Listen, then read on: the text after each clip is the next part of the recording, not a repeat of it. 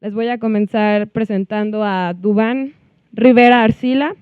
Él es profesional en Filosofía y Letras de la Universidad de Caldas. En la misma institución hizo su maestría en Cultura y Droga. Y desde 2010 está colaborando con el artista Hugo Tangarife y crearon el semillero de investigación experimental Plantas y Artes, que se mantuvo activo desarrollando distintos proyectos hasta el 2015. Y Duván nos va a presentar la vida social del Yagué. Muy buenos días. Bueno, yo soy estudiante de doctorado en Ciencias Humanas y Sociales de la Universidad Nacional de Colombia. Entonces, lo que les voy a presentar el día de hoy son algunas de las ideas, digamos, que estoy desarrollando en el proyecto, más que, obviamente no se trata de resultados ni nada, sino ideas relacionadas pues, precisamente con el proyecto de investigación que pretendo desarrollar. Entonces, yo vengo a hablarles de bueno, el título es la vida social del Yagué. Listo, podemos pasar. Entonces, bueno, como son 15 minutos, voy a tratar de pasar rápidamente por algunos aspectos para centrarme en lo que quiero mostrarles.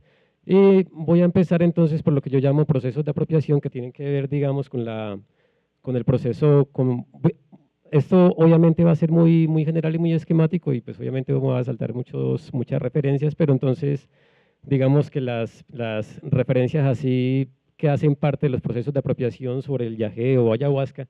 Bueno, voy a hacer también una aclaración. Bueno, yagé es el término endémico que se usa más común en Colombia, que también es lo mismo que, por decirlo así, lo mismo que ayahuasca, aun cuando hay muchos nombres para este remedio, también para la planta.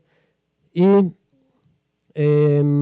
otro nombre que voy a usar de pronto en algún momento es remedio, que también se lo conoce en Colombia como el remedio.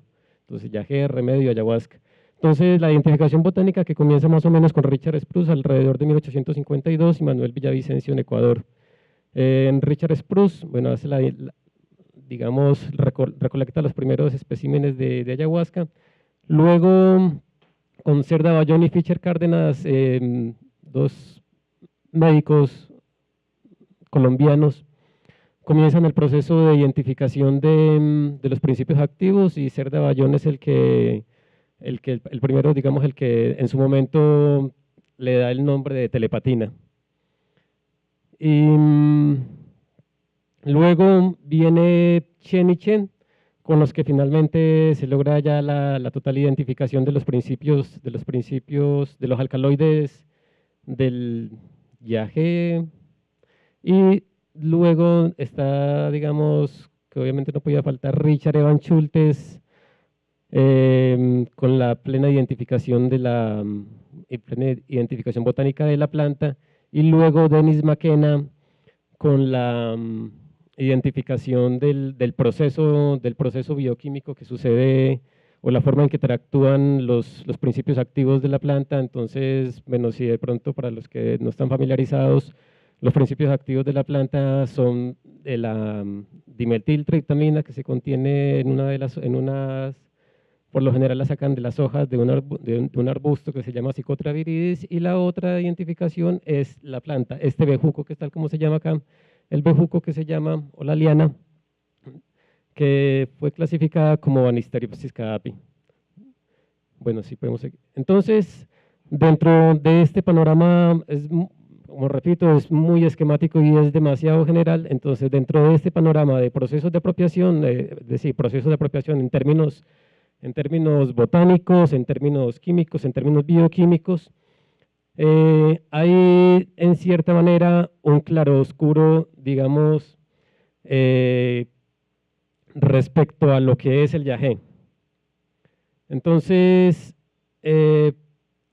digamos que, por ejemplo, parte de este proceso de apropiación que acabo de mostrar podría también enmarcarlo de una forma muy general dentro de las ciencias naturales. Luego comienza también las ciencias humanas y sociales a desarrollar ya la investigación más allá, investigaciones sobre el yagé. Y entonces tenemos, por un lado, digamos que en términos de desarrollo de investigaciones antropológicas, algunas comienzan sobre todo relacionadas con el turismo de ayahuasca en Perú, con Marlene Dopkin de Ríos, con Luis Eduardo Luna, y que también digamos que la cuestión entre este tipo de investigaciones que se empiezan a investigar sobre el yagé o ayahuasca, pues lo empiezan a hacer en términos de chamanismo, ¿sí? Así es como, es decir, cuando comienza, digamos, a desarrollarse toda la investigación social sobre yagé o ayahuasca, pues se comienza desde esta línea de este trasfondo teórico, digámoslo así. Entonces, en Colombia propiamente, pues digamos que el fenómeno pues, ha sido interpretado en términos de chamanismo y neochamanismo por las particularidades socioculturales que ha tomado, pues, digamos, este fenómeno en Colombia, que a diferencia de Perú, que no ha sido precisamente un turismo, en Colombia lo que ha pasado lo que ha sucedido es un traslado, algo muy propio, digamos, de la región del piedemonte amazónico colombiano, y es un traslado de algunos médicos yajeseros de sus centros, de sus comunidades, es decir, del sur de Colombia, en el Putumayo colombiano, y se trasladan a los centros urbanos, empezando por las ciudades más cercanas como Pasto, y ya luego se empiezan a trasladar a otros centros urbanos como del eje cafetero y ya de la capital. No, antes, por favor. Entonces, lo llamo como claroscuro porque digamos que desde estos dos frentes de investigación, desde el frente de las ciencias naturales, desde el frente de las ciencias humanas y sociales, pues entonces se han arrojado luces, interpretaciones, explicaciones sobre lo que puede ser el yagé y el ayahuasca, ¿sí? Pero entonces, cuando este tipo de interpretaciones, este tipo de explicaciones tienen, yo lo llamo un claroscuro, porque entonces hay un enfoque predominante sobre lo humano, ¿sí? Siempre la explicación está en relación con lo humano. ¿Listo? Entonces, la pregunta es, ¿y qué pasa con lo no humano? ¿Sí? ¿Dónde está la planta? Porque, es decir, no, antes, por favor. Porque entonces, en términos de la ciencia natural, en términos botánicos, en términos bioquímicos, pues el yagé es la combinación de dos plantas, ¿sí? Es la combinación de dos plantas identificadas botánicamente. Pero esta identificada, bueno, pero es bastante conocido para empezar, pues que digamos que las preparaciones de yagé y ayahuasca pues no solamente incluyen dos plantas, sino que pueden incluir muchas más. Es decir, es una preparación, es un preparado, es un brebaje. Sí, tiene recetas. Entonces, hay muchas otras plantas más que también entran en interacción, por mostrar, digamos, algo que se está dejando por fuera. Por otro lado, la planta como tal, pues, que es, bueno, ahí sí pasamos a la siguiente. Entonces, no, pero vamos despacio. Entonces, la pregunta, digamos que lo que yo quiero mostrar es que dentro de estos dos campos, así de una forma muy esquemática muy general, ciencia natural, las ciencias humanas y sociales, pues la planta ha quedado oculta, no se ha tenido en cuenta la planta, porque sencillamente se da por supuesto que es la combinación de dos plantas identificadas botánicamente, y que entonces, y ahí está, y entonces en muchas de las investigaciones, cuando uno digamos, revisa las investigaciones, claro, entonces ayahuasca, y está la descripción botánica de la combinación, y pare de contar, o sea, la planta sencillamente se pierde. Entonces la pregunta es, bueno, porque yo decía, bueno, pronto, ¿dónde está la planta?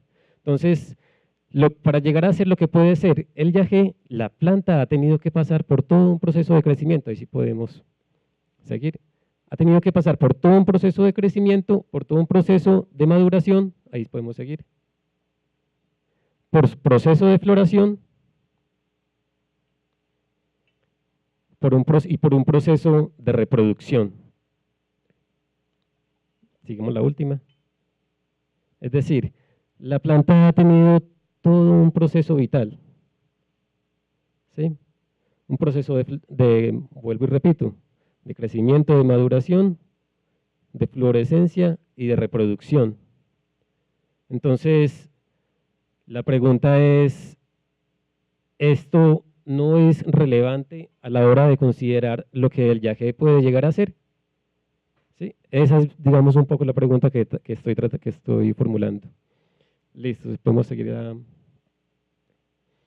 Entonces, por ejemplo, voy a poner un caso que conocí de alguien que cultivó una planta en un contexto totalmente diferente a la selva amazónica, es decir, un nicho ecológico totalmente diferente al que le es propio a la planta.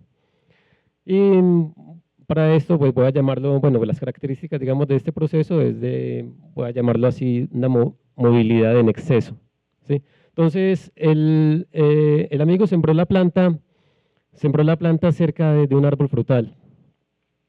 Es decir, estoy hablando de un proceso que conocí, de una planta que tiene alrededor de 8 años de edad más o menos. Entonces, el amigo sembró la planta cerca de un árbol frutal, el de allá del fondo, que era un árbol de aguacate, y acá cerca de otro árbol frutal. Entonces, la planta, digamos, una de las características precisamente de la planta en su proceso de crecimiento es esta movilidad en exceso. Esta movilidad en exceso, lo que quiero decir es que la planta, es decir, como liana que es, pues le es inherente una gran movilidad. Esa movilidad se expresa, por ejemplo, en sus pautas de crecimiento, ¿sí? Ella crece y digamos que crece casi como de una forma exponencial. Siempre está en movimiento, es decir, saca 2 brotes, más adelante saca otros 2, de estos que salieron le salen otros 2, y van saliendo brotes, hasta que sigue creciendo. Sus flores también, digamos, representan esta característica de la movilidad. Sí, son unas flores que comienzan con un color y se transforman a otro. Y lo mismo sucede con las semillas. ¿Sí? Las semillas, ese tipo de semillas que es el que la llaman sámara, también tiene este movimiento muy similar a la forma en que ella crece. Es decir, ella crece así en liana enredada y las semillas también tienen este mismo tipo de movilidad en hélice. ¿Sí? Es decir, son semillas para que fácilmente sean transportables con el viento. Entonces, en el caso que muestro, entonces digamos que la sembró, la planta fue creciendo y siguió creciendo así de esta forma, por decirlo así, en exceso. Así pasamos a la siguiente. Hasta que finalmente se convirtió en esto. ¿Sí? Parece un árbol de Navidad. No, paramos un momentico cuando nos volvemos.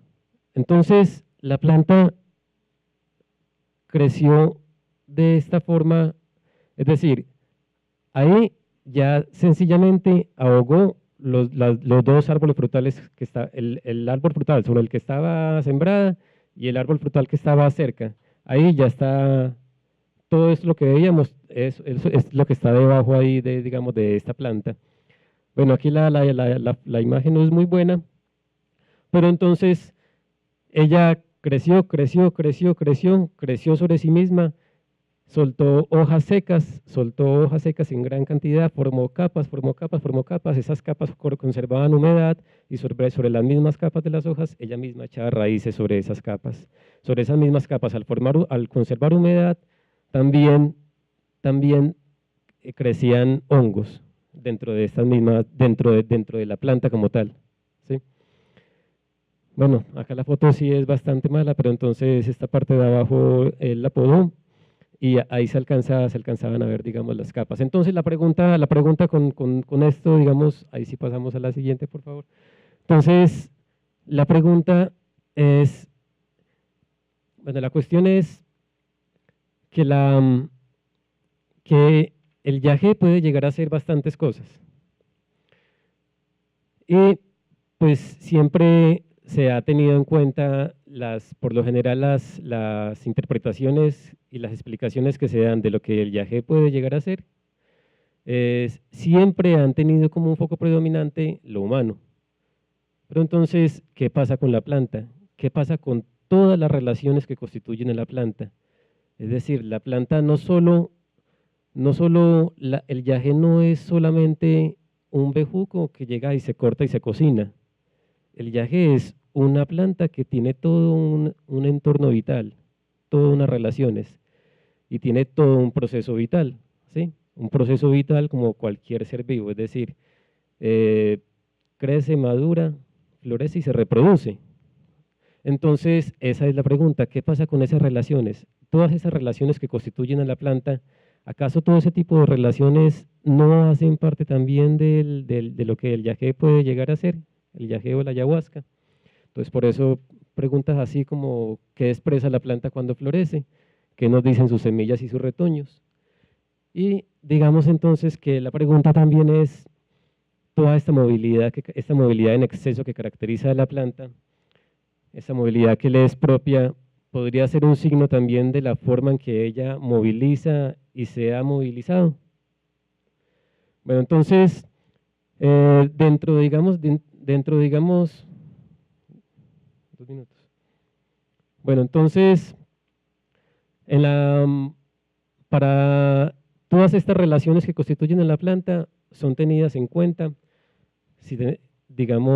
son tenidas en cuenta en los contextos, por lo menos en el contexto del piedemonte amazónico que he conocido, son tenidos en cuenta porque la planta es considerada pues un sujeto con agencia social. ¿Sí? Es decir, es un sujeto, es una persona y así se la trata. Y así sucede, digamos, en el contexto del piedemonte amazónico colombiano. Allí habitan las comunidades indígenas Inga, Canchá, Siona y Cofán principalmente. Entonces, ellas, por ejemplo, al considerar que la planta es otro ser, un ser social, al considerarlo así, mismo es el trato con ella. Es un trato, digamos, de respeto. Y eso se tiene en cuenta, por ejemplo, a la hora de la cocina, a la hora de la preparación. Bueno, entonces seguimos para terminar. Bueno, entonces finalmente digamos que la intención con la investigación o con lo que trataba de mostrar es tratar de, lo que ya he repetido, de centrar la perspectiva predominante del humano sobre el yagé.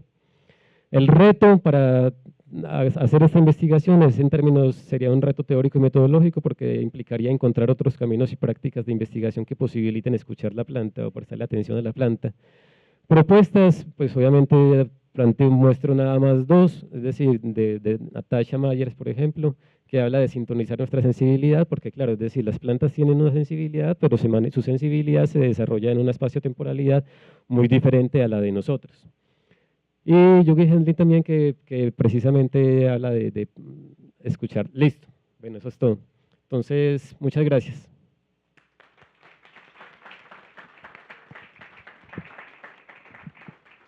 Muchas gracias, Duan. Qué lástima que tenemos tan poquito tiempo. Y ahora sigue con nosotros Sandra Lucía Goulart. Ella es doctora en Ciencias Sociales por la Unicamp, maestra en Antropología Social por la Universidad de Sao Paulo y graduada en Ciencias Sociales por la misma universidad.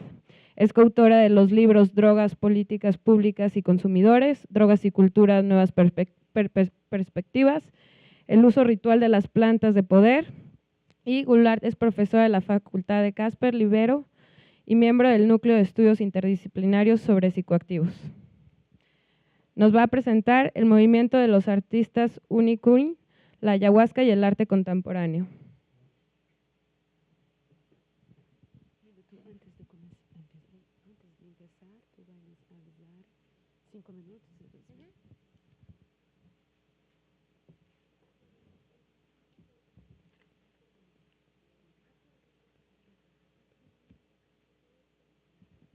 Olá, buenos días. Bien, hoy acá yo voy a hablar acerca de un caso que involucra algunas manifestaciones artísticas acerca de indígenas Unicuin o Kaxinawa, em el circuito del arte contemporáneo. Lo seguinte, por favor. Yo voy a hablar más particularmente de un colectivo de artistas indígenas, Uniquim, que se llama Movimiento de los Artistas Uniquim, el MACU. Lo segundo slide, né? La presentación. No, querida, anterior. Lo seguinte, por favor. Estos indígenas estão em la fronteira entre Brasil e Peru. Acá. Lo seguinte, querida, por favor. Acá são as terras indígenas que estes indígenas estão em Brasil. Estes indígenas Uniquim estão, a maior parte deles estão em Brasil, em el estado de Acre, né? As aldeias estão em cerca destes rios. São cerca de 12.000 pessoas em 11 terras indígenas. Gracias. Bueno, uno de los elementos más expresivos de la cultura Uniquim es el uso ritual de la ayahuasca, que ellos denominan Nixipai, cipó encantado. Esta bebida se ha mostrado fundamental en los varios tipos de alianzas entre los Uniquim y los blancos. Las obras producidas por el MACU, el Movimiento de los Artistas Uniquim, están directamente relacionadas a los rituales con el Nixipai. Lo siguiente, por favor. Las imágenes del MACU expuestas em museus do Circuito Internacional de Arte Contemporâneo são traduções de los cantos rituales del Nixipai. Para estos indígenas, el Nixipai viene del pueblo Boa, la serpiente Boa. Es dizer, seres que são seres encantados que habitam el fundo de las aguas. Foi la Boa la que le enseñó a los Uniquim tudo sobre la bebida. Bien, tradicionalmente, los Uniquim usaban el Nixipai en reuniones que contaban con la participación de los hombres, los cantores, que con su música dirigen el evento y las visiones producidas por la bebida. En estas reuniones há efectos sinestésicos, com a música se transformando em alterações corporais, que se transformam em alterações acústicas e depois em alterações visuais.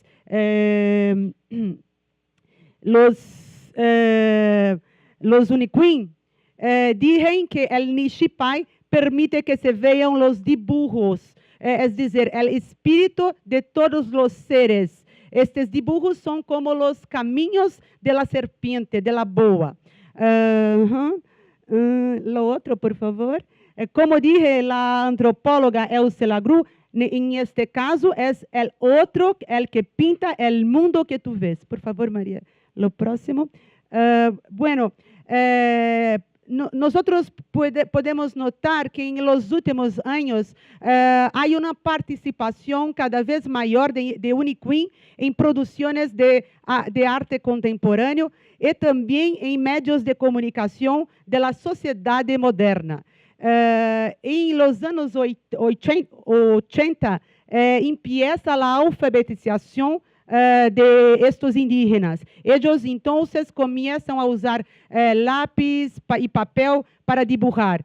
Uno de los primeros grandes resultados de este proceso es la publicación de libros que divulgan saberes de estos indígenas. En 2014 se publica um grande livro botânico que foi uma colaboração entre um xamã Uniquim e um renombrado especialista em botânica no indígena blanco. Esta publicação teve o apoio financeiro do Instituto Itaú Cultural, que é um órgão vinculado a um dos maiores bancos privados do Brasil. Em 2017, há uma outra publicação que também teve o apoio deste instituto, e que contou com a colaboração de indígenas e não indígenas. E se realizou uma exposição em São Paulo, que apresentava diversos aspectos da cultura uniquim com muito material multimédia. Importante também registrar que há recentemente um videojuego acerca da cultura uniquim, que foi ideado por um antropólogo, pero cuya elaboração do guião e da composição visual contou com a participação de los indígenas. E também os uniquim vêm destacando-se em la produção fílmica, desde mediados del 2000. Bem, lo próximo, por favor, querida. Graças. El Macu, propriamente dito, né, sua história empieza a partir de muitas traduções entre diferentes linguagens. Assim, o indígena uniquim Iban Salles, em los anos 80, depois que se alfabetizou, empieza a passar a linguagem escrita em forma de versos, los cantos del Nixipai que oía de seu padre. Em seguida, ele começou a registrar em um gravador los cantos que seu padre cantava.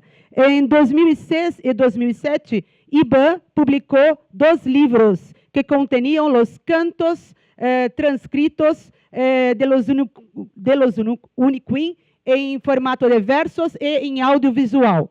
Em 2009, Iban conhece o professor e antropólogo Hamilton Matos em la Universidade Federal do Acre. Hamilton viu os primeiros dibujos que jovens uniquim estavam produzindo. Eram todos dibujos que falavam sobre a história del Nixipai. Então, nasceu assim a primeira série de registros em vídeos que caracteriza el Macu. Em 2011, no Acre, se realiza o primeiro encontro de los artistas dibujantes uniquim. O objetivo era dibujar os cantos del Nixipai que estavam traduzidos para a escritura e para o áudio em los livros de Iban. E é criada uma página web que contém os dibujos destes indígenas. A página chama a atenção do antropólogo Bruce Albert, que se lo muestra ao diretor da Fundação Cartier por la Arte Contemporânea, em Paris. E é assim que estes indígenas são invitados a participar da muestra Histórias de Voar, em Paris.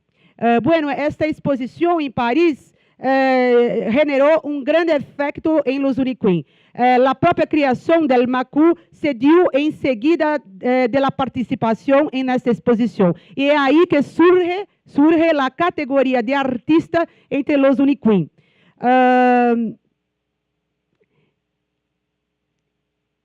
Também nesta muestra surge a colaboração entre a artista belga Nazira Mestaoui e el Macu. O que sucede é que nesta muestra os indígenas percebem que tão só a exposição de suas pinturas não era capaz de expressar totalmente todo o conjunto de sentidos daquela obra, já que os cantos rituais del Nixipai e as narrativas orales sobre os dibujos se quedavam fora de la mesma. Lo seguinte, por favor. Esta é uma citação del sítio desta artista, porque esta artista que belga, ao saber desta insatisfação destes indígenas, criou uma obra cujo nome é Sounds of Light. Lo seguinte, por favor.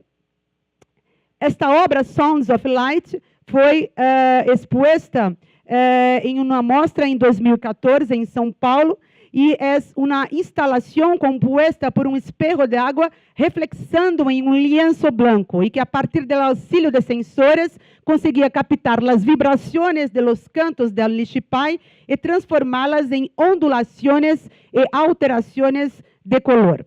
Assim, finalmente era possível ver o sonido. Neste. Esta obra, em esta muestra, dialogava com o mural de Macu, que está atrás da instalação, né? Podemos ver a jiboia, né, em essa instalação. Lo próximo, por favor, lo seguinte.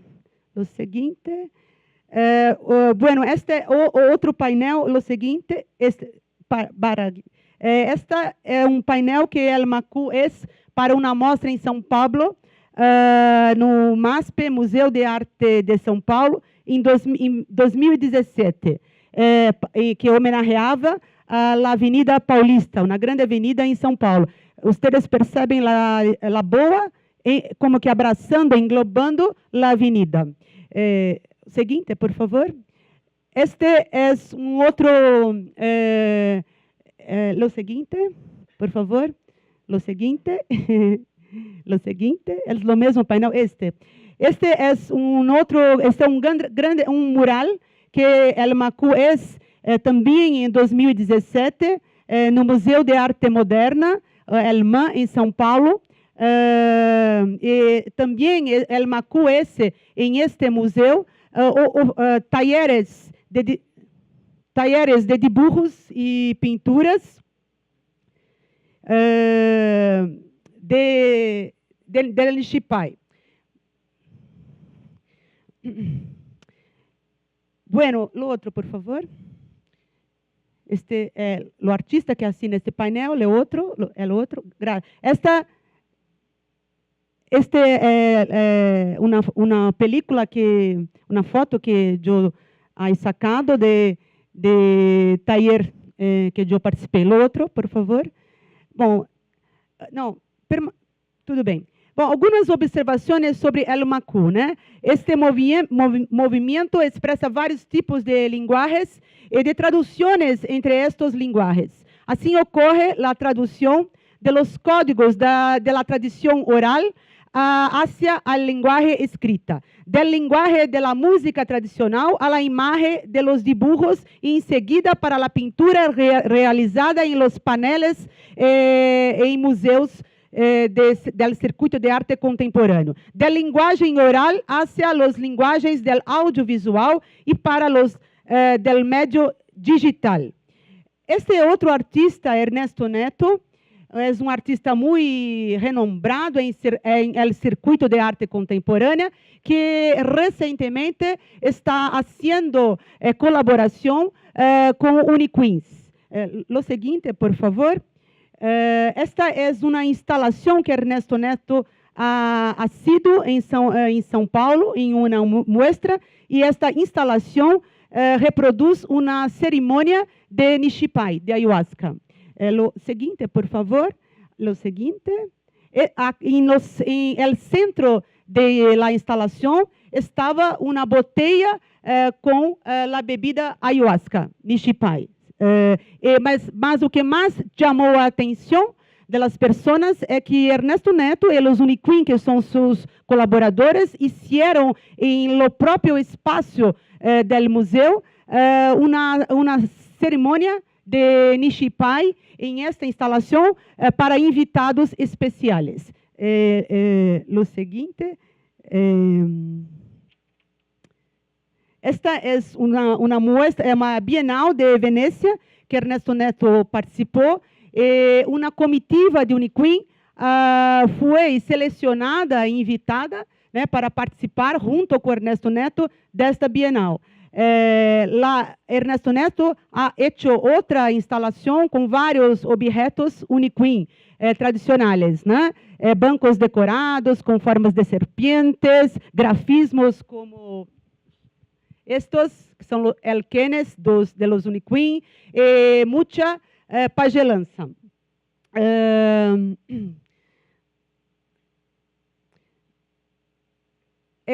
Eles hicieron também nesta Bienal de Venecia uma performance, La Dança de la Serpiente. Acho que esse é o último. Deixa eu ver se tem. Não, tem mais um. La Dança de la Serpiente. Quando artistas e públicos dançando em caracol, imitavam o movimento de la serpiente. El caso del Macú y también de la obra de Ernesto Neto recuerda cuestiones fundamentales del debate acerca de las relaciones entre universo indígena y arte contemporáneo. Destaco algunas de estas cuestiones. Por ejemplo, autoría, originalidad, subjetividad son características valiosas al campo del arte occidental. Entretanto, estas nociones no son importantes en otras culturas. En pueblos amazónicos indígenas, dibujos, pinturas, objetos decorados pueden tener origen fuera del grupo étnico o fuera del mundo humano. Y exatamente lo que ocurre en el caso de los Uniquim, en el Macú. Así, entre los indígenas, al contrario de la autoría subjetiva, nosotros tenemos la autoría colectiva. Al contrario de la originalidad, nosotros tenemos la tradición y la repetición de padrões.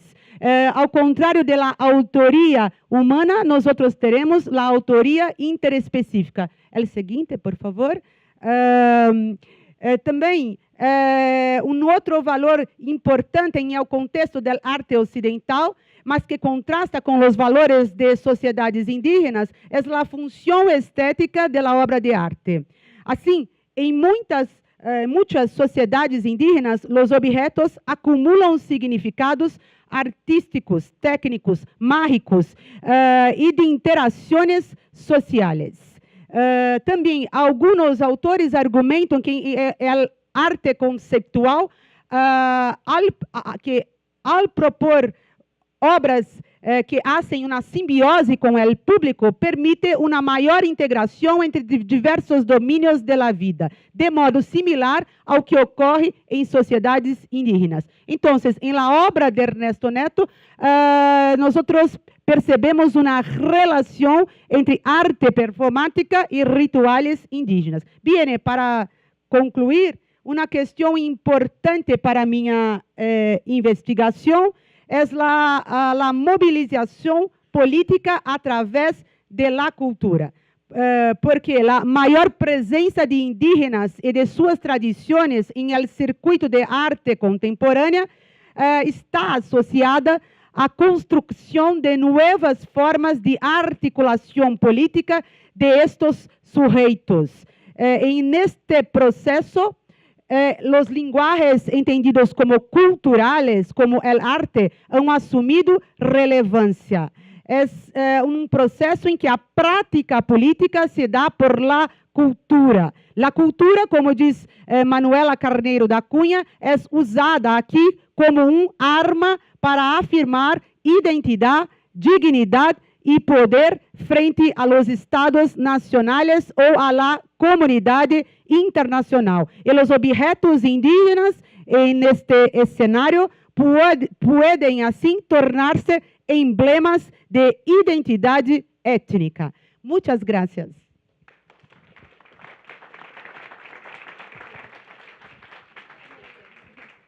Muchas gracias, Sandra. Ahora seguimos con Álvaro Sánchez Cruz. Y Álvaro es profesor de Cultura e Identidad Nacional en el Departamento de Relaciones Internacionales de la Universidad de Guadalajara. Ha dado cursos sobre culturas populares, historia de América Latina y denominación de origen. Y desde hace 10 años dirige La Pulcata en Guadalajara, un centro cultural que rescata gastronomía e iconografía tradicional en donde el agave y el mayahuel han sido parte fundamental del viaje hacia la identidad del México profundo. Antes de continuar, nada más a los que están en la entrada, si gustan adentrarse más a la sala para que las personas que quieran entrar tengan acceso. Gracias.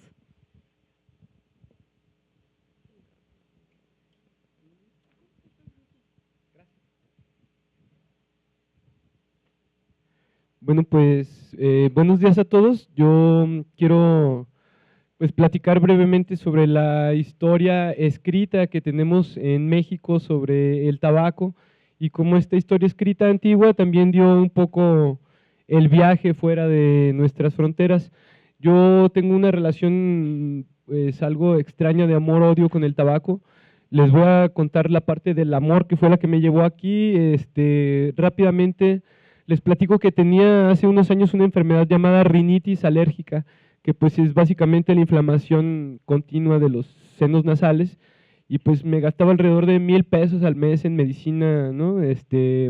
Antihistamínico, cortisona y pues una especie de polvito que también se aspira para los asmáticos, así que eran 3 medicinas diferentes, ¿no?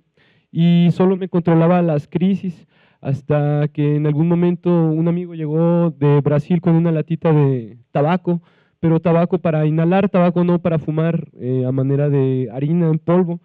Y pues esa fue mi comienzo del fin con la medicina alopática en torno a pues la alergia, porque ahí se acabó todo, ¿no? En 8 años he visitado 2 veces el doctor por fracturas. Fuera de eso, pues adiós la rinitis alérgica, una enfermedad crónica que dice la ciencia no se cura, ¿no? Pues creo que sí tenemos por ahí algo. Vámonos rápido con la iconografía porque tenemos poco tiempo. Pues sí es el tabaco de lo sagrado a lo profano. Si podemos regresar brevemente la anterior, la imagen que vemos a nuestra derecha es la forma escrita del calabazo de tabaco o Yetecómatl. Era un distintivo sacerdotal que podemos encontrar en 3, 4, 5 códices distintos, ¿no? Así que nos vamos al siguiente. Guarden en su cabeza la imagen del Yetecómatl para ver la del códice y para ver la que todavía sigue existiendo en pues, la práctica cotidiana de la ritualidad mexicana, ¿no? Del lado izquierdo ahora vemos un Yetecómatl actual de las comunidades Wixáritaris. Así que, pues bueno, es el calabazo con sus puntitos, ¿no? Como veíamos en la imagen anterior o en esta imagen también del lado derecho. Ese es el Yetecómatl. Se sabía que era pues el calabazo cargado con cueros o con cintos, ¿no? Y con sus respectivas bolitas. Vamos al siguiente, por favor. Bueno, este es otro de los códices prehispánicos. Podemos ver que los 2 personajes traen en sus espaldas sus Yetecómatls. Como vemos, las 2 figuras son ancianos. Se tiene interpretado que son Zipactonal y Oxomoco, están dentro de las cuentas calendáricas del Códice Borgia. Vamos al siguiente, por favor. Bueno, pensamos que pues esto a lo mejor es de los aztecas o de los otomís, pero pues aquí vemos también que dentro de los códices mayas tenemos aquí el códice trocortesiano, en donde vemos que prácticamente los personajes están dándose un buen cigarrote, ¿no? Unos acostados, otros sentados, y si nos vemos en los detalles de las caras de los personajes, todos traen un gestus distinto, ¿no? Pero pues bueno, en todos está acompañado de cierta ritualidad. Vemos pues que es evidente, ¿no? Que es un cigarro y que los puntitos representan pues el humo de la voluta del cigarro. Vamos al siguiente. Bueno, aquí tenemos otros 2 estilos. Tenemos al famosísimo Dios K en un bajorrelieve en Palenque, que del lado izquierdo pues también trae señor cigarrote y además trae un penacho con hojas de tabaco, ¿no? Trae una piel de jaguar, pues una serie de también elementos distintivos de un sacerdote. Del lado derecho ya vemos también un códice, pero ya de la conquista. Este es el códice florentino. En este códice florentino vemos a un mancebo, a un representante del dios Tezcatlipoca, que pues también trae su buen cigarro, ¿no? Vámonos a la otra, por favor. Y pues bueno, como quiero dejar en claro, pues tanto en la Mixteca, como en el centro de México, como en los pueblos mayas, como en todos los pueblos chichimecas del norte, pues el uso del tabaco era algo súper extendido y súper difundido y además utilizado de maneras muy diversas, ¿no? No solamente era pues, que se hicieran el cigarro, ¿no? Se hacían emplastes, tés, pues se fumaba, ¿no? Pipas, rapé, no era pues el uso como el que lo damos actualmente, ¿no? vemos pues que se conservan todavía las tradiciones, como podemos ver el yetecomatl en las comunidades huirras, pero pues también en muchas comunidades del sur de América, de los pueblos amazónicos, es todavía una práctica recurrente el uso del tabaco inhalado o soplado, ¿no? Incluso junto con algunas otras ceremonias o medicinas. Podemos pensar que en esta zona del occidente de México, pues que prácticamente no había mucha cultura antigua, cosa que pues cada año se reafirma que está mal y que había muchísima cultura antigua en el occidente de México. Y pues vamos a ver bueno, antes de pasar a la siguiente imagen, en donde vamos a poder ver también una imagen cerámica del uso del rapé en el occidente de México, pues quiero pues también que veamos esta imagen que está aquí. Tenemos un yetecomatl, el calabazo de tabaco, que está en el centro del teocalli, que pues es pues la pirámide ceremonial, ¿no? Así que pues era parte fundamental tanto de lo que cargaban como de lo que ofrendaban, como lo que utilizaban tanto como para curarse en forma biológica, como pues para las cuestiones místicas o mágicas, ¿no? Vamos a la siguiente imagen, por favor. Pues es uno de los libros clasiquísimos pues del tema del Congreso, y pues da la casualidad que esta estatuilla de la portada de Alucinógenos y Cultura, pues tenemos la suerte de contar con esta estatua o algunas muy similares, prácticamente idénticas, en el Museo Regional del Occidente de México de Lina, Jalisco, y tal cual los arqueólogos tienen su ficha de esta escultura en Guadalajara como figura sedente inhalando rapé. Así que pues la arqueología mexicana confirma que se consumía rapé aquí a 40 kilómetros, a 100 kilómetros, todo el territorio de México era territorio de rapé. Así que pues a mí ahora me cuesta un poco el pensar que las personas hablan muy convencidos de que el rapé viene del Amazonas, ¿no? Pues, o sea, está conservado en el Amazonas, pero no viene del Amazonas. O decir que la gente, pues es que el rapé es de Francia, pues es no, pues, o sea, espérame, ¿no? Poquito, ¿no?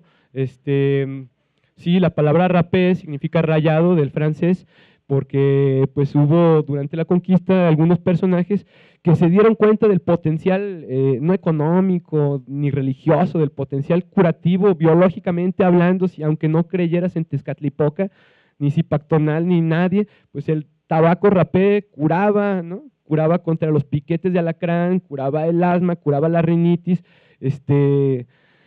curaba las inflamaciones, los empachos, en fin, hay una larguísima lista de los usos para la curación estrictamente biológica. Así que, pues bueno, un personaje llamado Jean Nicot, por el cual se llama nicotina el tabaco, pues se lo lleva a Europa. Otro personaje llamado Sir Walter Raleigh se lo lleva también a Europa. Así que pues en Inglaterra, en Francia, España, se convierte en la medicina de la corte, de los reyes. ¿Por qué? Pues porque a la reina Catalina no se le podían curar sus jaquecas ni sus gripas, hasta que de repente llegó por ahí un frailecito que se había traído rapé y pues mire, cálese de un jalón, y pues fin de la historia también con sus dolores, ¿no? Y pues ahí que también se empieza, ¿no?, a esparcir por todas las cortes europeas, y no solo en las cortes europeas. Vamos viendo la siguiente imagen, por favor. Pues bueno, también antes de llegar a Europa y ya en el virreinato mexicano, esta fue una caja de rapé. Ya no solo los yetecomatls eran distintivos sacerdotales, sino ahora las cajas de rapé o las botellas de rapé se convirtieron en signos distintivos de la élite. Esta pues era una caja de rapé que se hundió en una de las fragatas que envió España, que se enviaron de México a España justo antes de la independencia. Vamos a la siguiente imagen, por favor. Pues bueno, también hay una serie de ilustraciones del siglo XVII, XVIII, XIX, en Inglaterra, Francia, Italia, España, en todos lados, que la gente pues estaba dando sus jalones de rapé. Pues el hecho de vamos a echar un polvo, pues es echar un polvo con rapé. El hecho de que la patita de conejo sea una cosa de la buena suerte, era porque la gente se daba un rapé y tenía también una patita de conejo para limpiarse las narices y no dejarse embarrado, ¿no? ¿Qué les puedo decir? Una de las marcas internacionales de tabaco más conocidas por su elegancia, la marca Coiba, pues ese viene también de una derivación de los Coba, era el pueblo que habitaba Cuba, y el hecho de ser Coba era una relación ritual religiosa en la que te metías rapé por las narices para dialogar, llegar a acuerdos y pues entrarle al cotorreo, ¿no? Era como fumar la pipa de la paz ahora bajo el entendido de la cultura popular, ¿no? Era el derecho a la palabra a través del tabaco, la forma pues en que nos podemos expresar de manera abierta, de corazón, solidaria. Todavía hay formas en que la cultura en Sudamérica pues habla del tabaco como el ejercicio de la palabra, pues, ¿no? Una palabra dulce, un pensamiento claro.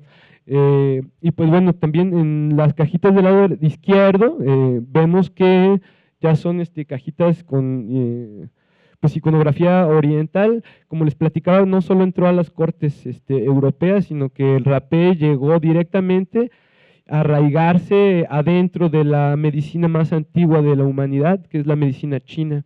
Así que se convierte también en uno de los estándares de arte, de ritualidad y de distintivo de clase noble o social, el traer una buena caja o un buen paquete de rapé. Vámonos a la siguiente imagen, por favor. Y pues bueno, no solo también ahí, como podemos ver aquí en el Tercer Reich, vemos que también hay una caja de rapé pues de los nazis, ¿no? Del lado derecho es también un Yete-Comatl, pero pues ya no mexicano, sino de la parte de los Himalayas en Nepal. Es también en Mongolia, ¿no? Una de las sociedades más antiguas del mundo, donde todavía se conserva una población nómada. O sea, lo más primario pues, de la humanidad en el sentido positivo, creo yo, pues una de las formas más tradicionales para saludarse entre mongoles es sacas tu botella de rapé, se la das al que saludas, y el que te saluda saca su botella de rapé y te la da. Cada quien le da la botella de rapé al otro y pues te das un jalón y ya se la devuelves al otro, no te quedas con la botella del otro, pero te la tienen que dar y se la tienes que dar como una forma de reverencia. Así que pues vemos, muy bien, bueno, esta botella de rapé es particularmente hermosa, pues, ahí en Estados Unidos, y bueno, no solo en Estados Unidos, es global, se llama el Chinese American Snuff Bottle Society. Hay una pues, sociedad de estudio de botellas de rapé, ¿no? Chinas, y pues ahí hacen congresos anuales, ¿no? Y ¿qué os puedo decir? O sea, las ventas de Sotheby's, Christie's, las casas de subastas más importantes del mundo, algunos de los objetos de valor que más caros se venden son estos, ¿no? Esa botellita de rapé creo que la vendieron en $7 millones, una cosa así. Una colección de unas cuantas botellas de rapé hace 3 años se vendió en $56 millones. Todos hemos escuchado que la dinastía Qing, que la dinastía Ming y todas estas cosas de los jarrones chinos, pues bueno, es una de las cosas más apreciadas para los coleccionistas de arte chinos, pues tener botellas de la dinastía Qing, Ming, etcétera, ¿no? Porque pues todas tienen un sello abajo en donde se sabe quién era el pues ceramista del emperador, ¿no? Y para quién estaba dedicado, y pues, en fin, hay pues las que están hechas en cerámica, las que están hechas en jade, en lapislázuli y piedra, verdaderas obras, pues, maestras de arte. Vámonos a la siguiente. Y pues bueno, para terminar, porque ya se acaba el tiempo, esta ponencia se llamaba El tabaco viajando de lo sagrado a lo profano. Todos sabemos pues que ahora el tabaco es un enemigo público de la salud absoluta y total, ¿no? Pero el problema es que muchos de los usos del tabaco que no son fumados en cigarrillo, que tiene radón, mercurio, tolueno y todas esas cosas que dicen que tiene, pues hay 1000 otras formas de usar el tabaco que no son veneno, ¿no? Que son medicina, y yo se los digo en mi propia carne, pues, ¿no? Y en la de muchas otras gentes, ¿no? Es una opción valiosísima. Y pues bueno, llegamos a lo profano ya no solo por los cigarros que tienen una rata muerta ahí enfrente, ¿no? Sino porque también el rapé, esta forma de usarse medicinalmente, pues también se vende como una forma profana, de la cual pues yo no discuto, ¿no? Así yo me curé pues usando rapé profano, ¿no? No en ceremonia, pero pues bueno, estos compas creo que exageraron. y tenemos el punto de que ahora tenemos un rapé que se vende en Inglaterra, Noruega, etcétera, que tiene sabor a queso y tocino, ¿no? Como podemos ver aquí, rapé, queso y tocino. Cuando tenemos pues las crónicas antiguas que se mezclaba el rapé, no solo era tabaco y cal, sino también había muchas recetas que se incluían pues otras cosas, ¿no? Como hongos, peyote, etcétera. Muchas gracias.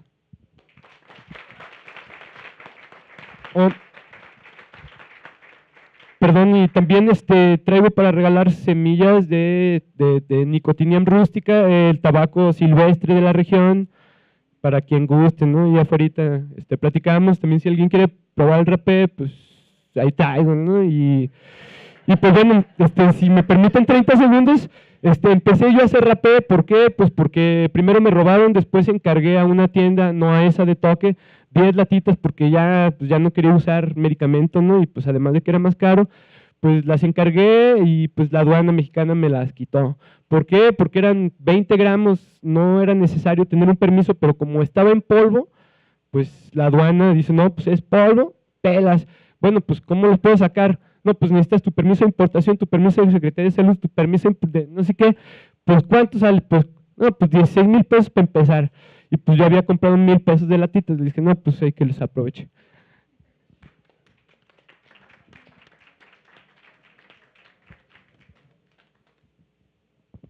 Muchas gracias, Álvaro.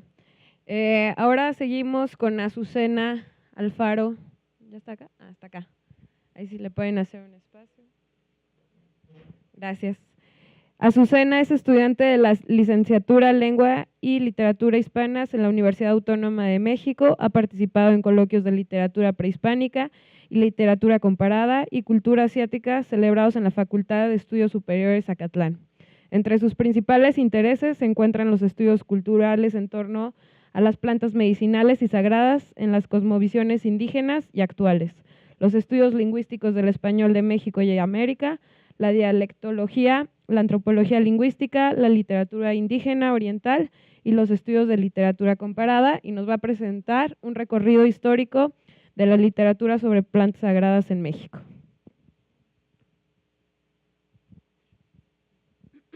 ¿Qué tal? Buenos días. Como ya les comentaban, mi nombre es Azucena y soy estudiante aún de la licenciatura. Yo voy a presentarles un somero recorrido sobre la literatura que se ha generado en nuestro país con la temática de las plantas sagradas en México. La siguiente, por favor. Bueno, en primer lugar quisiera hablarles un poco sobre la relación que existe tan estrecha entre el lenguaje, las plantas sagradas y en concreto la literatura. Como ustedes saben, la lengua es el depósito más importante de cultura que existe para nosotros, puesto que en ella nos expresamos diariamente y expresamos no solo nuestras necesidades básicas, sino también nuestra ritualidad, nuestras tradiciones, los rituales que se generan en nuestra comunidad o en nuestra sociedad. Por ello es que el lenguaje es tan importante. De alguna manera la literatura lo que hace es buscar nombrar aquello que es inefable para nuestra cultura, para nuestra sociedad. La literatura tiene un grado en las artes que es muy importante porque con la materia prima con la cual nos comunicamos día a día generamos arte, generamos algo especial. Por ello es que me he permitido hablarles de esto el día de hoy. En primer lugar, bueno, les presento una pequeña cita de un poema de Netzahualcóyotl.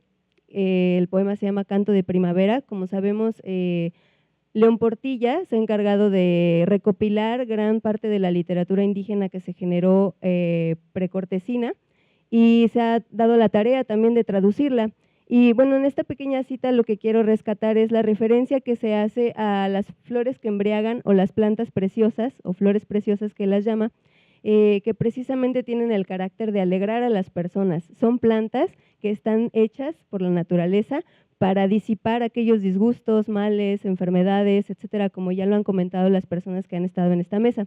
Y bueno, este es como una antesala, ¿no? de la literatura que se generará posteriormente en nuestro país al respecto.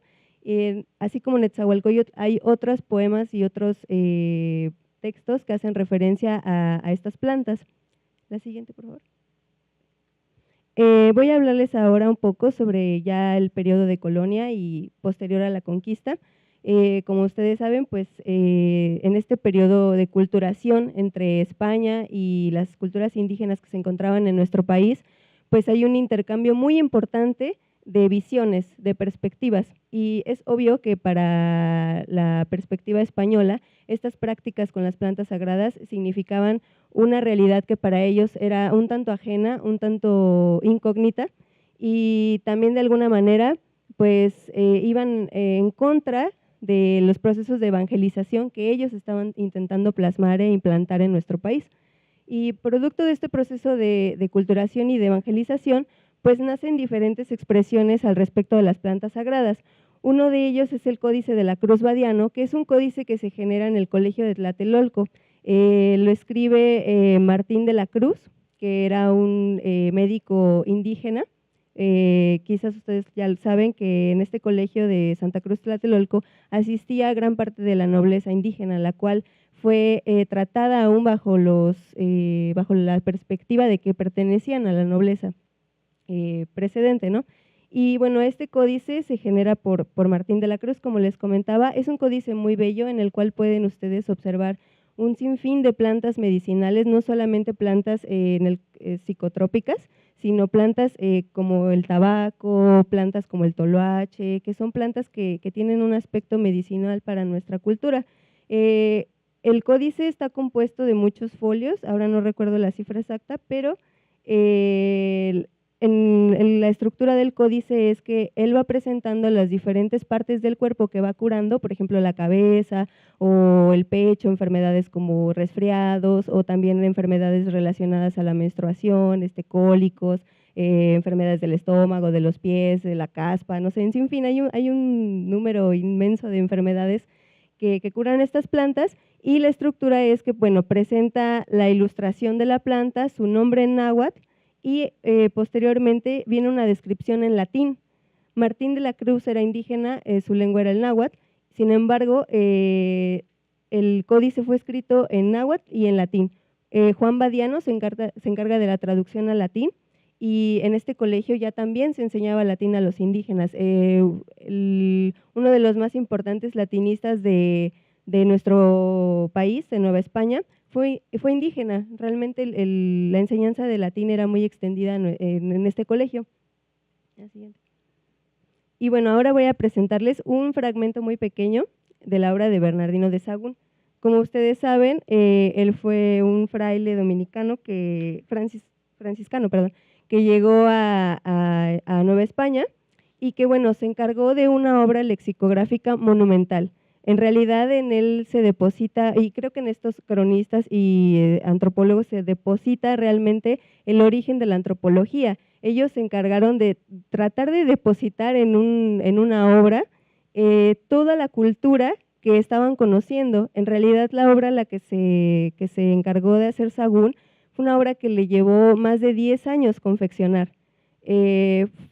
Tuvo muchos informantes indígenas, fue producto de una investigación que él hizo empírica con personas que conocía y que tenía a su alrededor.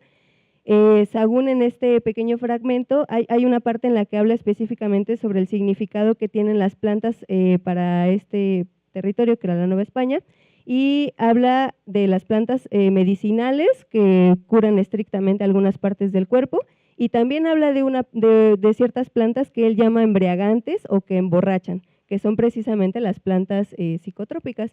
Y entre todas ellas, pues habla del ololiuqui, habla de las semillas, de cuáles son los efectos que produce, y dice que emborrachan y enloquecen. Habla del peyote, que dice que lo utilizaban los chichimecas para tomar valor en las batallas, puesto que son un pueblo muy guerrero. Y en este caso habla sobre Teonanácatl, los honguitos que ya sabemos que son sagrados, ¿no? Y en resumidas cuentas, lo que dice Sahagún al respecto es que son hongos que crecen en páramos o en pequeños campos, que son agrios o amargos al gusto y que emborrachan, pero que también pueden ser medicinales, ¿no? Dice que puede curar las calenturas o la gota, que es muy curioso que exista la gota en la Nueva España. Y dice que también si se comen más de 2 o 3, pueden provocar visiones y bascas en el corazón, así como la lujuria, ¿no? Esa es la perspectiva española que ellos dan a estos hongos, ¿no? Es una visión totalmente pues, reinterpretativa de lo que en realidad significaban estos hongos para las personas de nuestro país. Y bueno, digo, el salto es abrupto, ¿no? Ahora les voy a hablar del siglo XX. Claro que durante el tiempo de la colonia hacia el siglo XX se han presentado otro tipo de literatura al respecto, pero hago este salto porque el siglo XX fue un momento crucial para la sociedad, ¿no? Ya posterior a la colonia, posterior al periodo novohispano, donde se fundamenta tanto nuestra identidad mestiza, pues ocurren 2 guerras mundiales que devastan el tejido social de toda la humanidad, ¿no? Y viene el periodo de la Guerra Fría, y viene la posguerra, y de pronto muchas personas sin familia, muchas personas devastadas por esta situación, ¿no? Y es curioso que en estos momentos también es el instante en el cual surgen grandes investigaciones y grandes personas que se dedican al estudio de las plantas sagradas, no solo con el afán de conocer su aspecto antropológico sagrado, sino también con el aspecto práctico, ¿no? En este afán de buscar potencializar las habilidades que tiene el ser humano. Y en el aspecto literario, pues surgen varias propuestas y surgen reinterpretaciones de esta cultura o de este pasado indígena que nos antecede. Por un lado, pues les presento un libro de Fernando Benítez que se llama La Tierra Mágica del Peyote. Este libro se publicó en 1964, pero la obra de Fernando Benítez respecto a los indígenas pues corre hasta 1982. Él tiene varios libros, él también publica un libro sobre indios de México, donde hace una revisión antropológica de todos los pueblos indígenas que están en nuestro país. Y bueno, en particular en este libro, pues yo lo he bautizado como que es una crónica viajera visionaria, porque lo que hace es acompañar a un grupo de huicholes a través de todos los rituales y de los puntos sagrados que para ellos compone esta travesía para el consumo del peyote, y él lo que hace es describirla y también dar su interpretación al respecto, su visión. También habla un poco sobre lo que él siente, sobre lo que él percibe, a partir de lo que observa y de la manera en la que ellos se desarrollan como comunidad. Al final del libro, él comenta que son las propias personas de la comunidad las que lo invitan a consumir peyote, y la última parte del libro es muy interesante porque es su experiencia bajo el efecto de este cactus, ¿no? Él comienza a hablar de lo que siente, de los mareos, de las percepciones que tiene, los colores, etc. Por otro lado, les presento también a Jaime García Terrés, que fue un poeta mexicano, ensayista también, fue director del Fondo de Cultura Económica, y bueno, él era un hombre pues con una vida académica, intelectual, pero que también se abrió la posibilidad de experimentar, y precisamente en 1965 publica en la revista de la Universidad de México, publica un poema titulado Tonanácatl, y en este poema es muy interesante porque él plantea a través de estos versos un viaje con hongos, y él de alguna manera expresa su sentir a través de este poema. Es muy interesante porque al comienzo de él se plantea que se encuentra como en una especie de gruta, en una cueva oscura, y a la final lo que nos remite es que se encuentra ante sí mismo y ante ese mundo desconocido que es su interior, y que está a punto de cruzar ese umbral, ¿no? de lo que lo convierte el ser exterior. Él mismo se llama el Jaime de todos los días, a ese Jaime que es desconocido para sí mismo. Y es muy padre porque al principio él habla sobre una sospecha que existe en todos nosotros, en estados normales de nuestra realidad. Él dice que hay una sospecha de que existe algo más, algo absoluto, algo aparte que no nos es posible asir en nuestra cotidianidad, pero que sí nos es posible acceder a ella a través del consumo de estas plantas, ¿no? Y esta percepción de la totalidad y esta sospecha de un camino espiritual es lo que lo conduce al consumo de esto, ¿no? De alguna manera él percibe que hay una especie de totalidad en el cosmos y que él quiere acceder a ella, y accede a través del hongo. Pero también dice, en una parte muy interesante, que debe existir una armonía entre los sentidos y el intelecto para que cruzar este umbral pueda ser posible. no puede simplemente ser la explosión de los sentidos a través de los colores o de la sinestesia que se experimenta con el consumo del hongo, sino también debe haber un apartado intelectual que te permita acceder a ese yo interior. De alguna manera también él habla sobre una realidad absoluta, ¿no? Sobre una totalidad que de pronto nos envuelve bajo los efectos de este hongo, y es muy interesante porque él lo plantea como que la realidad absoluta no es una realidad allá aparte, sino es una realidad que está envolviendo incluso a la cotidianidad, pero que no es posible acceder a ella si no es a través de esta explosión que él la llama, de los sentidos y del intelecto. Es necesario que exista esa armonía en el cuerpo, en el ser, para que pueda acceder a esa realidad absoluta. Y bueno, la parte final de este poema es la que plantea que precisamente este viaje al interior no solamente ha transformado la parte interna, sino también la cotidianidad. Al salir de este viaje, la cotidianidad se ve transformada por completo. Las cosas ya no pueden ser vistas de la misma manera, ya no podemos seguir viviendo como cuando lo ignorábamos. Y bueno, un poco más adelante les comento que existen otras dos obras. Una es de Carlos Castaneda, Las enseñanzas de Don Juan, que se publica en 1968 en inglés, y en 1974 se hace la traducción al español. Carlos Castaneda es un autor latinoamericano que es difícil definir cuál era su nacionalidad. Unos dicen que era mexicano, otros que era de Ecuador, otros que era de Bolivia, etcétera. No se sabe de dónde era, pero en este libro lo que plantea es cómo Don Juan le enseña al propio Carlos, que es el personaje literario, le enseña el consumo de varias plantas para poder conseguir que estas plantas sean sus aliados para potencializar estas habilidades humanas. Y habla del humito, que es una mezcla que él jamás dice exactamente de qué es esa mezcla, pero al parecer es una mezcla entre hongos, tabaco, etcétera. También habla sobre el peyote, también habla sobre los hongos, habla sobre el toloache y habla sobre varias plantas de estas. Y posteriormente les comento que hay otro poema del autor José Vicente Anaya que se llama Hikuri, que es un poema experimental, es realmente una estructura experimental literaria, y en él habla sobre su experiencia también con el Hikuri, ¿no? Y es también una crítica a nuestra cotidianidad, a la política que existe alrededor del peyote. Y por último, quiero compartirles que también Conaculta ha publicado una colección que se llama Lenguas de México. En esta colección ha publicado relatos de muchas lenguas indígenas, ha tratado de abarcar casi todas las que existen en el país, y bueno, aquí les presento las portadas de algunos. Son relatos huastecos, relatos purépechas, huicholes, tarahumaras, pero también hay tojolabales, tzotzil, tzetzal, etcétera, mayas. Y en estos relatos muchas veces se retoma también la temática de las plantas sagradas a través de la cosmovisión que tienen estos pueblos, y en estos relatos muchas veces hablan sobre la fundación del universo a través de estas plantas, retoman mucho el maíz, hay muchas culturas que comparten la sacralidad del maíz. Y eso es todo por mi parte, espero que les haya agradado.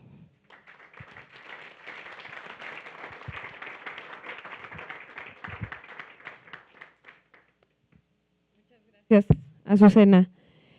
Ahora vamos con Greg Malosi y nos acompaña su productor para traducirnos un poquito. Greg es escritor y cineasta radicado en Los Ángeles, California.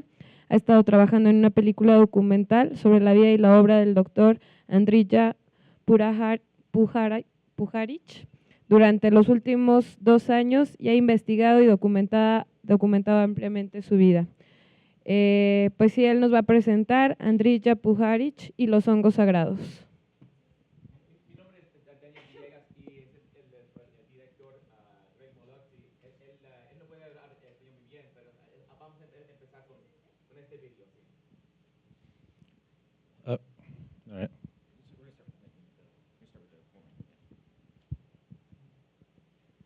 Es la primera vez que el doctor del sujeto de nuestro documental fue a México para buscar para el hongo sagrado.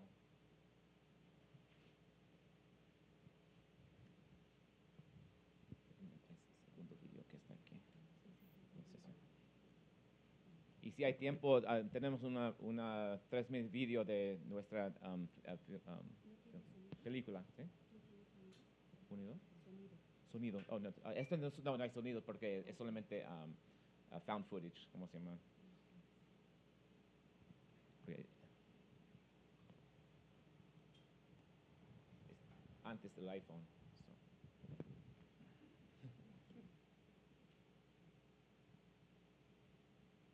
So.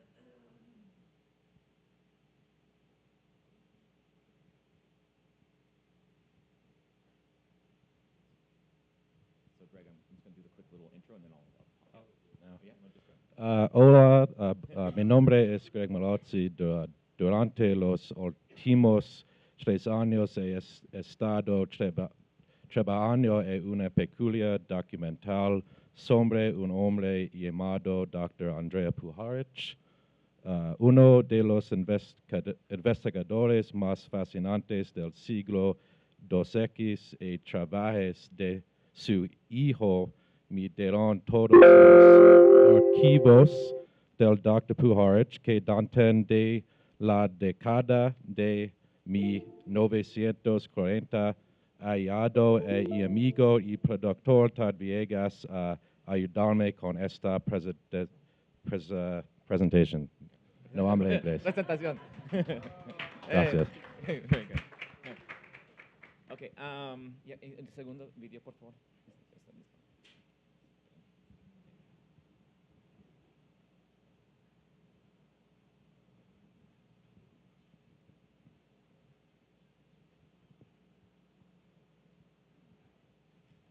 Yo voy a empezar. Okay.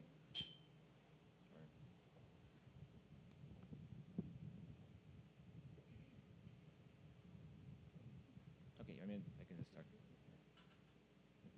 ¿Lo veo o no? ¿Está en el video o no? Yeah, okay. It's on here if you want to get it. It's on here if you want to get it. Just stop for a second. It's literally the trailer. I just have it here for her. No, yeah, that's it. Here, give her that. Yeah, that's it. But this is the trailer. I'm going to the trailer. Okay. Mi nombre es Tad Villegas y soy el productor cinematográfico y mi amigo es el director Greg Malozzi del documental Mente sobre la materia. Hoy hablaremos sobre el doctor Andrea Puharich y el hongo sagrado. Durante los últimos 3 años hemos estado trabajando en una película documental sobre el doctor Andrea Puharich y obtuvo un doctorado en medicina en la Universidad Northwestern en el 1947 en Nueva York, en la Universidad de Nueva York, y fue un oficial médico comisionado durante los años 1953 hasta 1955 con el ejército de los Estados Unidos. Se estudió con varias instalaciones del laboratorio de la Universidad de Prestigio. Fue a finales de la década de 1940 cuando Puharich se interesó en el mundo de la paranormal. Puharich murió en 1995 en circunstancias misterios, dejando atrás una vida de misterio y preguntas sin respuesta sobre una investigación paranormal. Lo que estamos empezando a contar es la verdadera historia de Dr. Andrea Puharich. Puharich tuvo que mantener su interés en secreto paranormal, para no ser menos apreciado por la comunidad académica en la que floreció.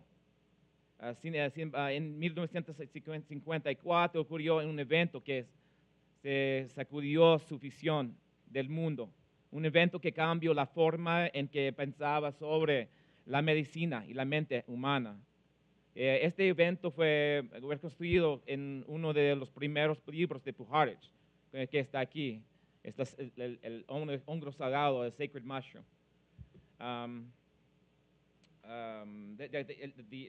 La llave a la puerta, la llave a la puerta de la eternidad.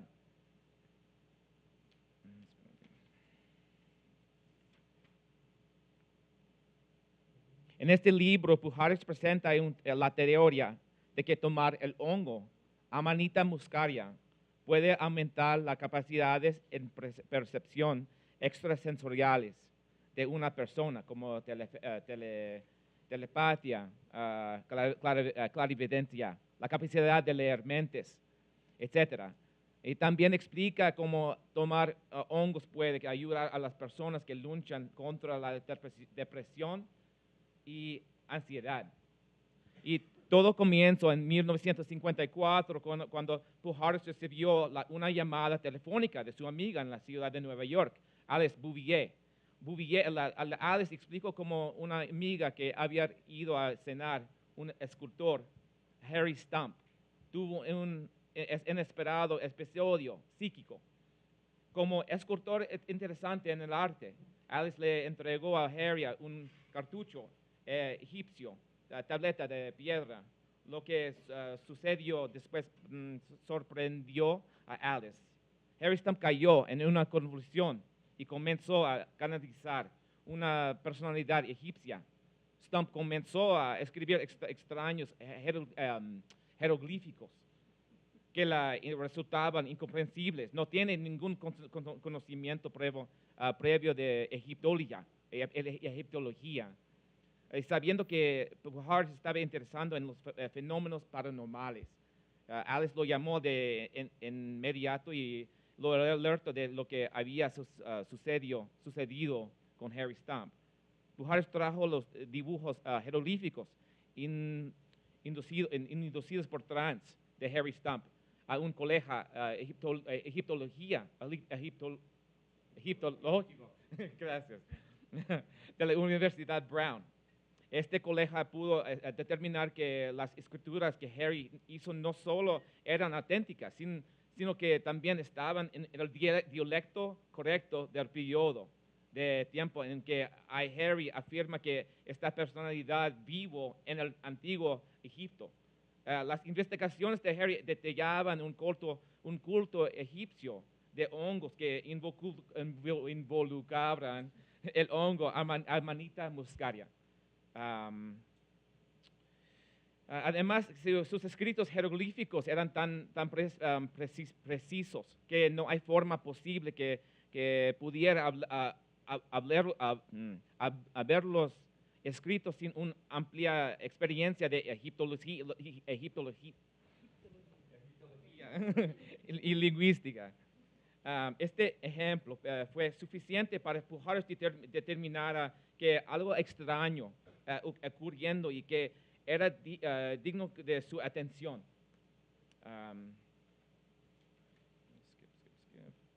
Hay un Gordon Wasson, un investigador aficionado de hongos, explicó a Pujols su reciente expedición en 1953 a la aldea de Hualta de Jiménez, en las tierras altas de Oaxaca, donde descubrió el culto de hongos mazatecos en México.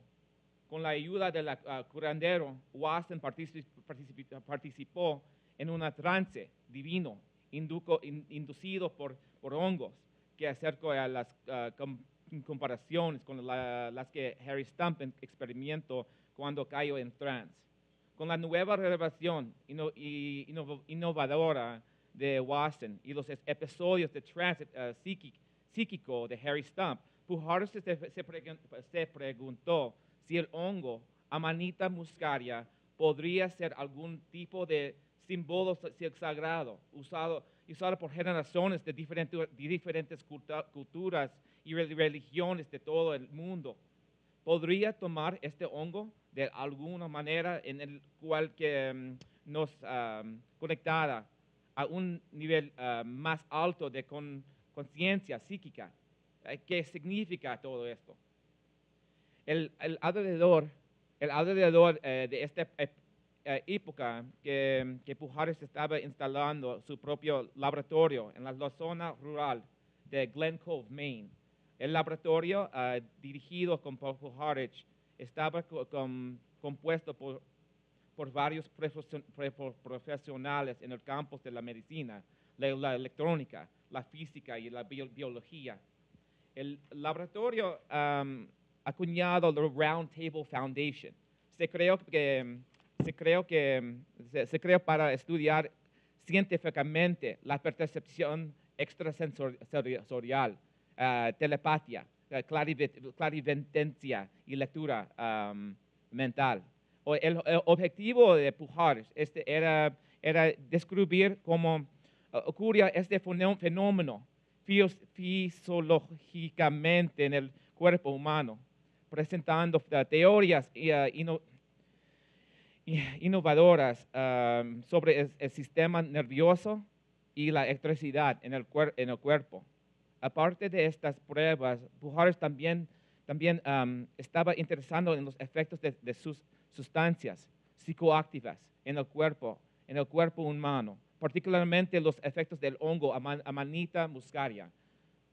Pujares realizó una serie de pruebas que mostraron un aumento significativo en la capacidad de percepción extrasensorial, como ESP, después de que cada sujeto de la prueba recibiera una dosis del hongo Amanita muscaria.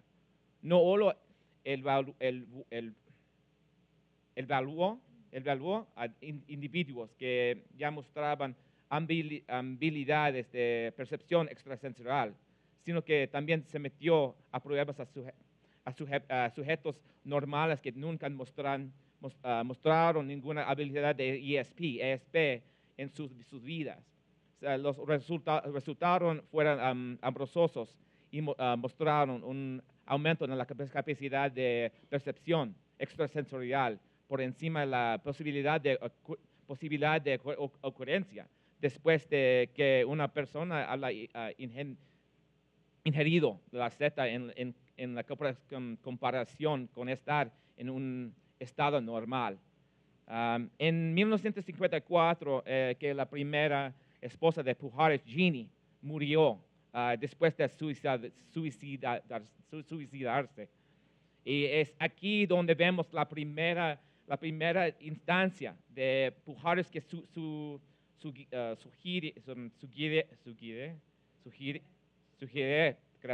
sugiere que el hongo podría tener efectos beneficios en la mente humana para los pacientes con trastornos mentales, como la depresión. Por supuesto, en este momento, en la década de 1950, las comunidades médicas de psicología modernas rechazaron tales afirmaciones. Gracias. Español no es mi primera lengua. Solo ahora, décadas más tarde, vemos instituciones importantes como la Universidad Johns Hopkins y la Universidad de Harvard realizando una seria investigación científica sobre los beneficios de la microdosificación de hongos. Ahí tengo más, pero is the film ready? Tenemos una película de nuestro 3 minutes, so. Sí está listo. Yeah, let's play this. Right. Y nuestra película está en trailer.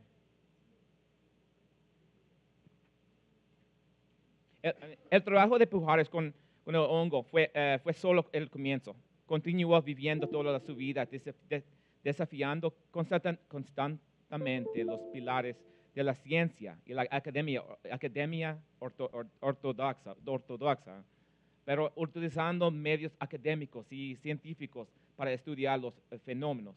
Pujares es una recordatoria importante para todos nosotros hoy, sin importar que tan extraño puede parecer algo en la superficie, para detenernos y de escuchar a veces y para solo pensar en ella. Gracias.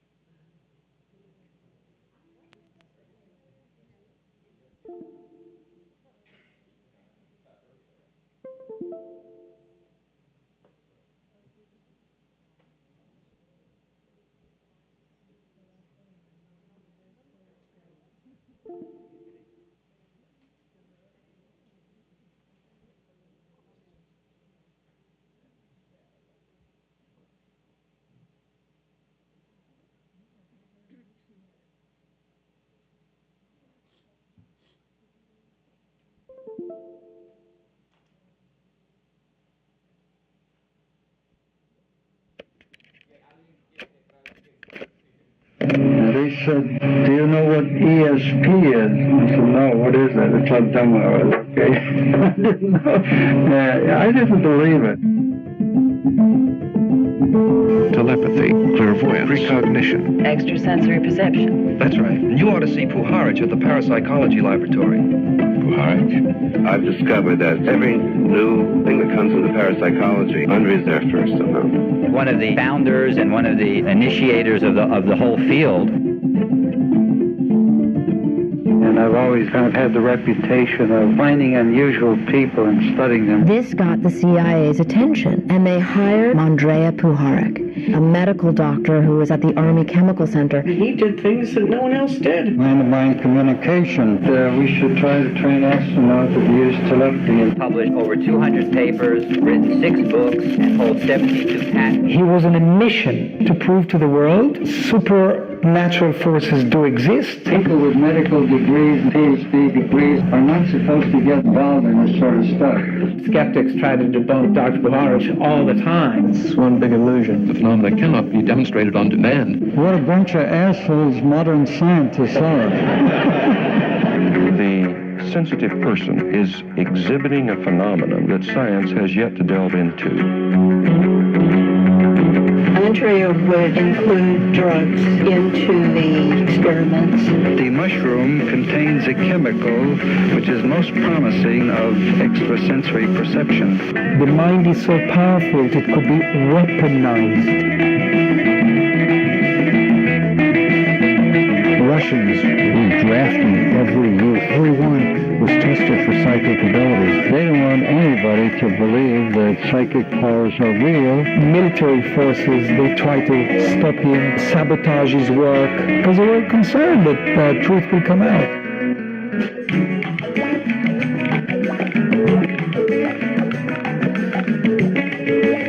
What I do want to ask, and this doesn't have to be on camera, is his last days. What happened? And he got very convinced that the CIA was after him. They try to kill me, they don't get me. You don't want to work for this guy. It's dangerous. Some people maybe thought he was crazy. Some people thought he was a genius. I suddenly had this father that I had fun with. I just really needed to know who my dad was. He was an emotional roller coaster ride. And he was slowly shaping my mind into new thoughts and new thinking. He'll suddenly be remembered as a pioneer. He wasn't a sham. He was the real deal. It's either you believe or you don't. It's so far out.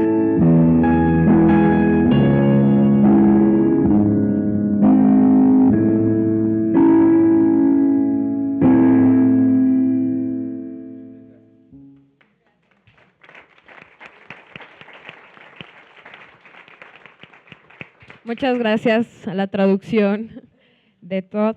Y ahora vamos a nuestra última ponencia, es Ricardo de Aguiar.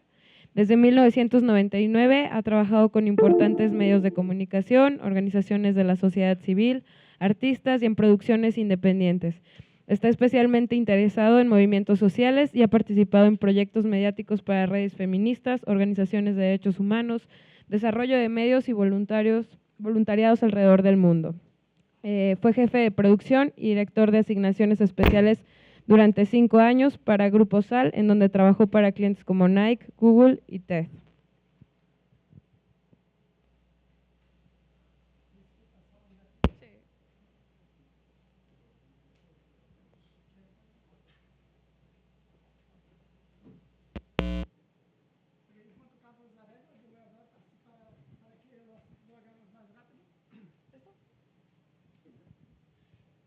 Buenos días.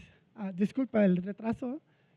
Bueno, yo he escrito una ponencia también, tengo una película, pero no hay tiempo para los dos. Entonces la película es mejor. La ponencia está en línea. Si quieren leer la ponencia, está ahí en línea gratis, claro, para todos. Hablo un minuto sobre la película, que es un trabajo que yo he hecho en Taquihuasi. Disculpa, ¿está funcionando? ¿Sí? ¿Funciona bien? Ok. En Taquihuasi, que es un centro de terapia y pesquisa en Perú, un centro pionero que utiliza la ayahuasca y otras plantas, varias otras plantas, para el tratamiento de la drogadicción y de otras molestias también de la contemporaneidad. Yo he ido a Taquihuasi, disculpa.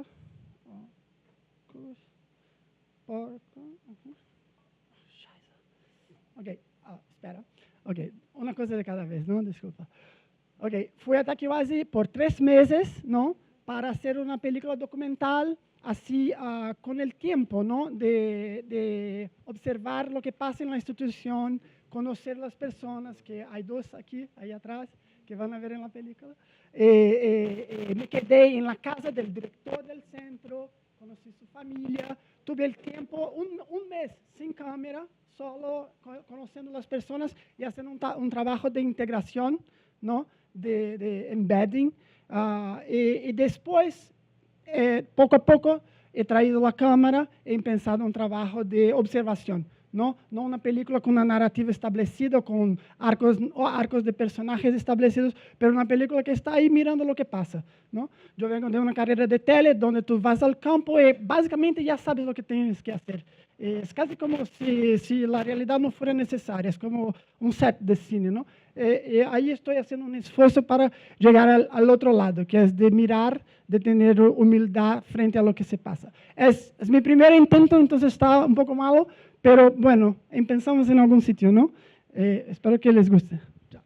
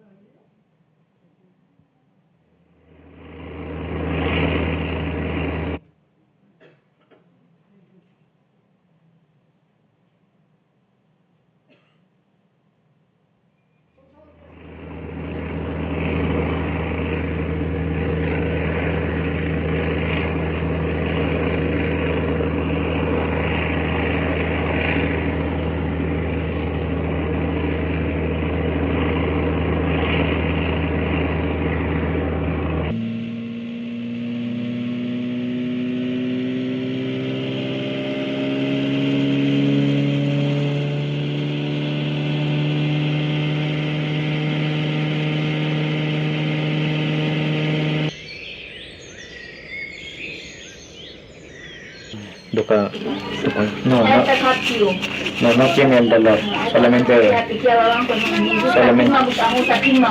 el miedo, el susto también tiene, dice bastante.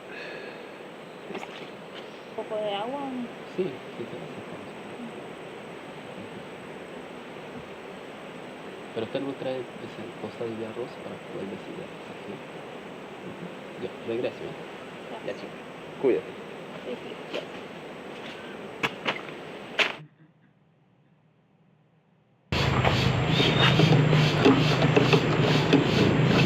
Está con sobrepeso, 104 kilos.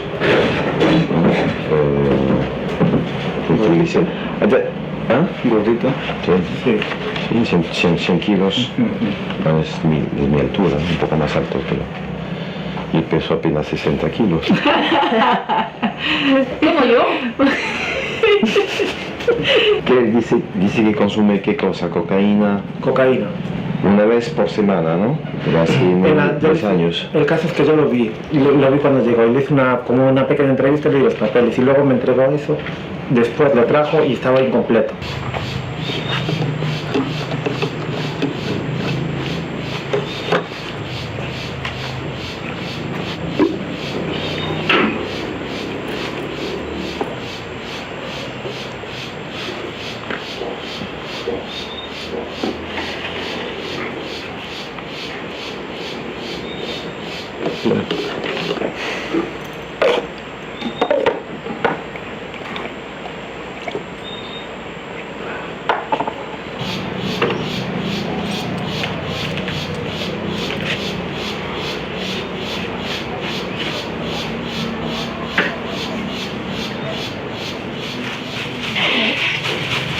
Suavecito y sonará y en ti.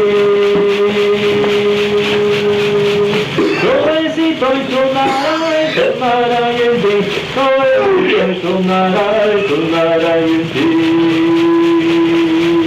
Suavecito y sonará y en ti. Suavecito y sonará y en ti. Luz bonita y sonará. Luz bonita y sonará y en ti. Luz bonita y sonará y en ti. Luz bonita y sonará y en ti. Luz bonita y sonará y en ti.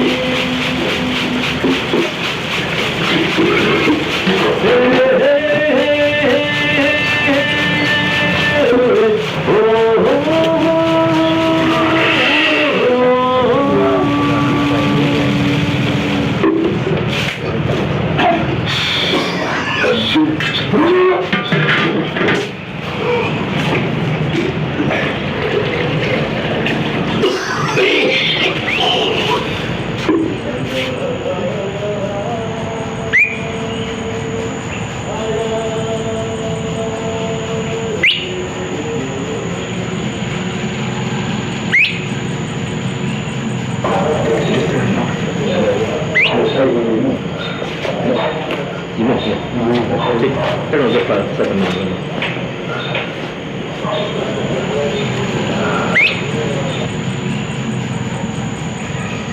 aquí.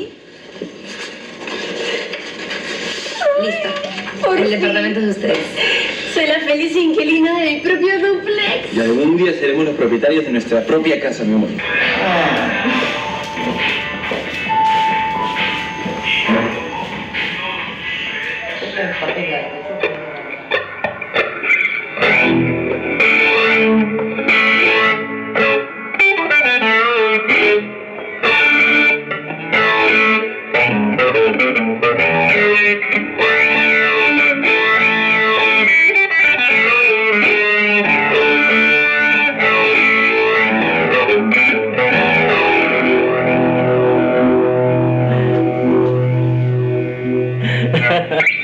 Va a salir.